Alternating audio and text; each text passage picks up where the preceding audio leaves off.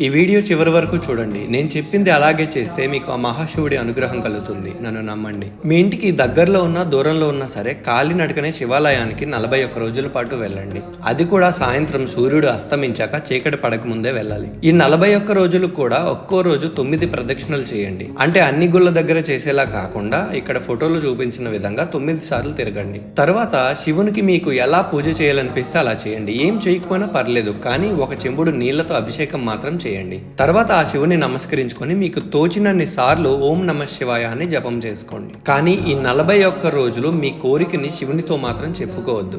ఆయనకి మీ కోరిక ఏంటో బాగా తెలుసు. ఆలయం నుంచి ఎలాంటి ప్రసాదాలు ఇంటికి తీసుకురావద్దు. ఇంటికి మళ్ళీ కాలినడకనే తిరిగి వచ్చేయండి. అలా 41 రోజుల పాటు చేశాక ఆ శివానుగ్రహం మీపై ఖచ్చితంగా ఉంటుంది. మీ కోరిక తప్పకుండా నెరవేరుతుంది. ఓం నమః శివాయ.